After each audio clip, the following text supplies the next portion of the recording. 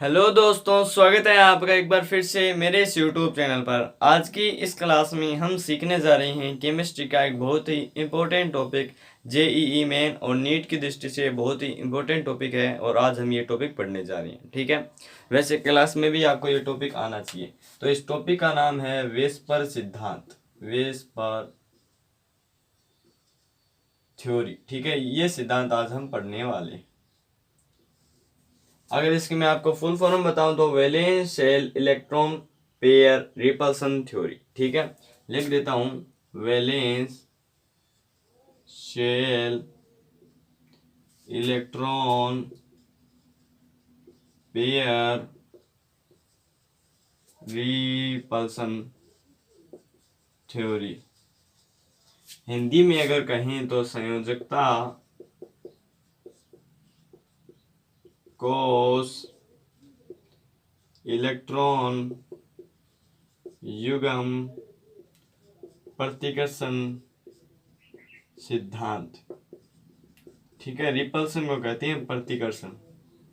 ठीक है, वैसे इसको वैसे कह सकते हैं डिस्ट्रैक्शन या अट्रैक्शन। वैसे डिस्ट्रैक्शन कहेंगे, अट्रैक्शन का मतलब होता है आकर्षण, और यहाँ पर प्रतिकर्षण है तो वहाँ पर डिट्रैक्शन कह सकते हैं। लेकिन यहाँ पर वेस्पर है तो यहाँ पर आर के अनुसार लेंगे रिपल्सन। ठीक है, तो आज हम ये थ्योरी पढ़ने वाले हैं, वेस्पर थ्योरी। इसको शॉर्ट में इसको कहते हैं वेस्पर थ्योरी। वैसे इसकी फुल फॉर्म है valence shell electron pair repulsion theory. देखो नाम में क्या है, देखो नाम में देखो संयोजकता कोष। संयोजकता कोष क्या होता है? कोई भी जो परमाणु होता है, जैसे ये परमाणु, ये उसका नाभिक है और ये उसका एक कोष है। मान लो इसमें 2 इलेक्ट्रॉन यहाँ पर भरे हैं, 3 इलेक्ट्रॉन यहाँ पर भरे हुए हैं। ठीक है, अब देखो संयोजकता का क्या मतलब है? जो किसी भी परमाणु के बाह्यतम कोष में जो इलेक्ट्रॉन होते हैं वो कौन सा कोष होता है? वो होता है संयोजकता कोष।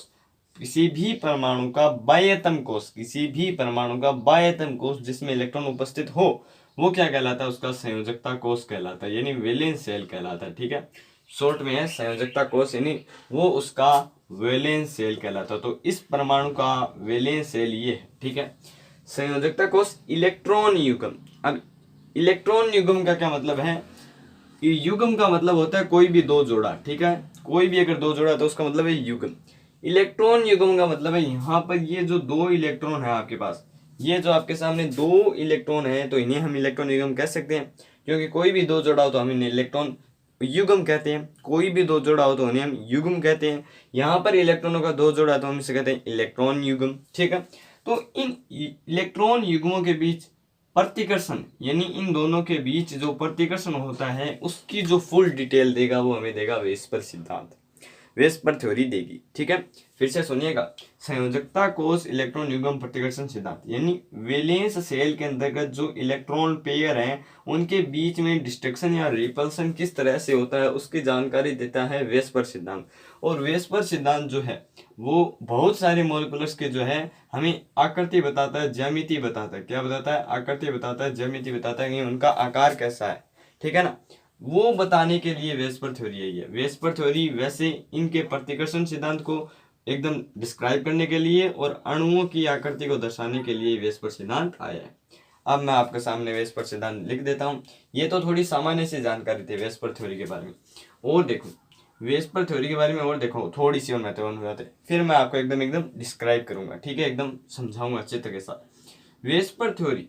तो वेस्पर थ्योरी को दी किसने थी? तो वेस्पर थ्योरी को 1940 के अंतर्गत सिज्विक तथा पोवेल ने दी थी। सिज्विक नामक वैज्ञानिक था और एक था पोवेल, दोनों साथ में थे। इन दोनों वैज्ञानिकों ने 1940 के अंतर्गत वेस्पर सिद्धांत को दिया। इस सिद्धांत को सिद्ध किया या विकसित किया नाई होम तथा गिलेस्पी ने 1957 के अंतर्गत। नाई होम तथा गिलेस्पी। ठीक है, इस सिद्धांत को दिया 1940 के अंतर्गत सिज्विक तथा पोवेल ने और 1957 के अंतर्गत इस सिद्धांत को सिद्ध किया नाई होम तथा गिलेस्पी ने। 2 वैज्ञानिकों ने मिलकर दिया था और 2 वैज्ञानिकों ने मिलकर इसको सिद्ध कर दिया।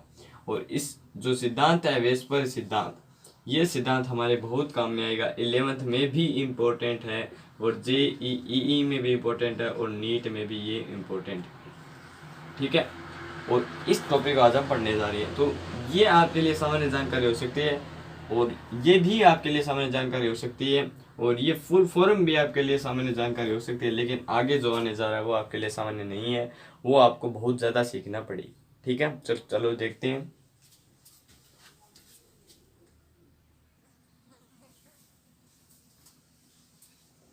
अब देखो वेस्पर सिद्धांत के अब हम पॉइंटों पर बात करने वाले हैं। तो पहले मैंने 2 पॉइंट लिए, ठीक है, साथ साथ में समझेंगे, पहले 2 समझेंगे, फिर 2 समझेंगे, फिर 2 समझेंगे, 6 पॉइंट है।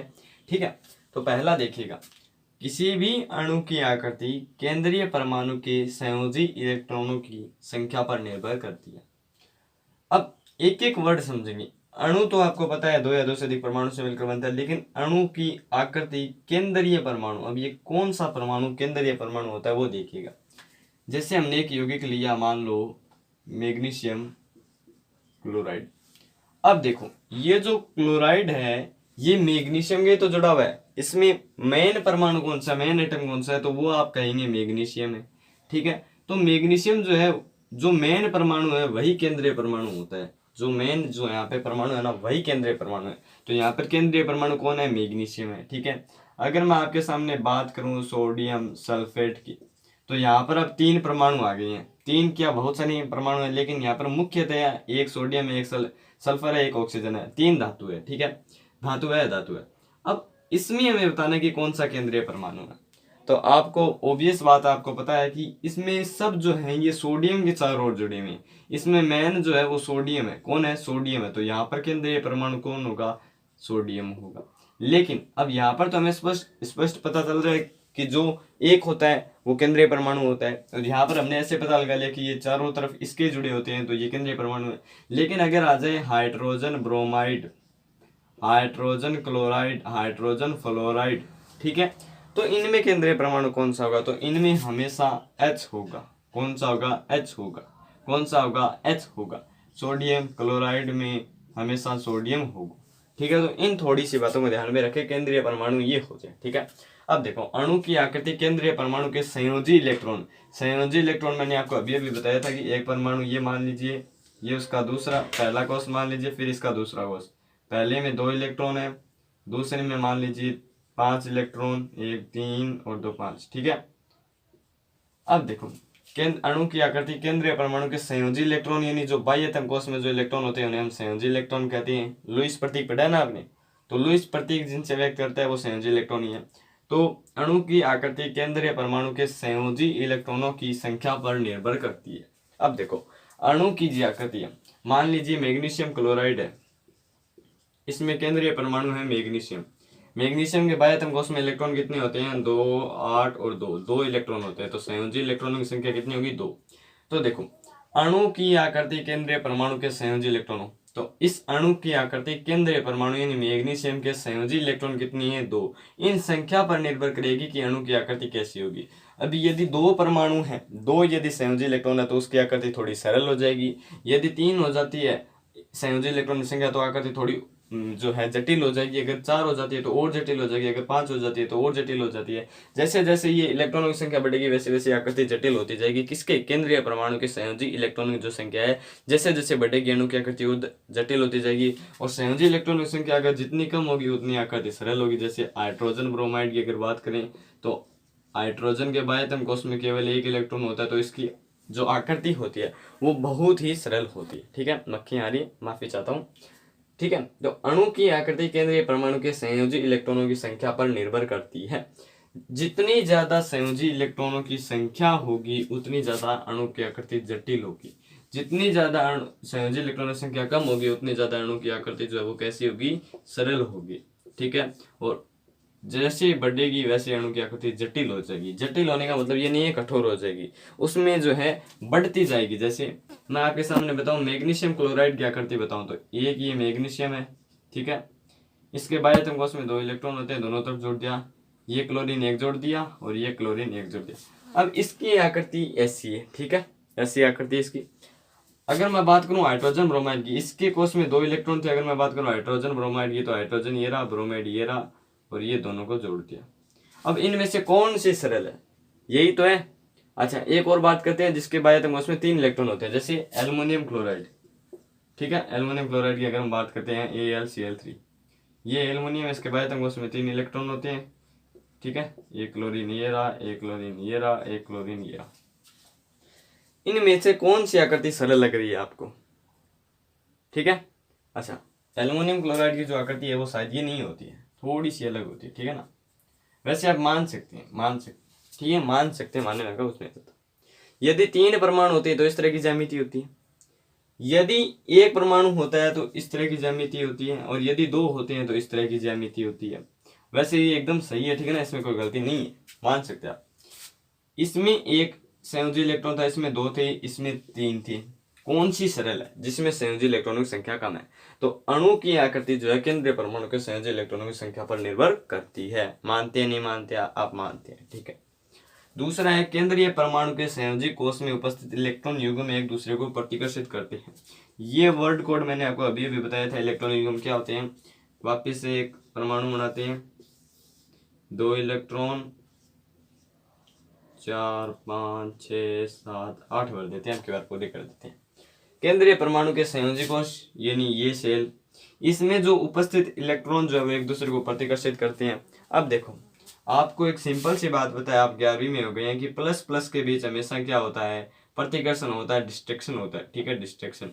और माइनस और प्लस के बीच हमेशा क्या होता है? अट्रैक्शन होता है। क्या होता है? अट्रैक्शन होता है, यानी आकर्षण होता है। तो यहाँ पर प्लस और प्लस यानी जैसे ही चिन्ह सेम हो जाएंगे वैसे क्या होगा? डिस्ट्रैक्शन होगा। तो यहाँ पर प्लस प्लस वाला नियम जो है वो माइनस माइनस पर भी लागू होता है। यदि माइनस माइनस होंगे तो उन पर क्या होगा? डिस्ट्रैक्शन होगा, वो एक दूसरे को क्या करेंगे? प्रतिकर्षित करेंगे। तो यहाँ पर ये भी माइनस है, ये भी माइनस है, ये भी माइनस है, ये भी, ये भी, ये भी, ये भी, ये भी, सब माइनस है। सब क्या है? माइनस है। तो ये एक दूसरे को अट्रैक्शन करेंगे, डिस्ट्रैक्शन करेंगे। खुद सोचे, थोड़ा सा दिमाग लगाइए। ये अट्रैक्शन करेंगे, डिस्ट्रैक्शन करेंगे, डिस्ट्रैक्शन करेंगे, प्रतिकर्षित करेंगे। ये आपको भी पता है और ये यहाँ पे लिखी हुई भी है। बस इतनी सी बात तो थी कि केंद्रीय परमाणु के संयोजी कोष में उपस्थित जो इलेक्ट्रॉन है वो एक दूसरे को क्या करते हैं? प्रतिकर्षित करते हैं। अब मैं आपको कुछ करके दिखाऊंगा प्रैक्टिकल, ठीक है, अगले नियमों में। अब अगला नियम देखते हैं। ये 2 सिद्धांत हो गए हैं, मतलब 2 मुख्य बातें हो गई है, 4 मुख्य बातें हो रही हैं, वो और देखते हैं। अब 2 और देखते हैं, चलो।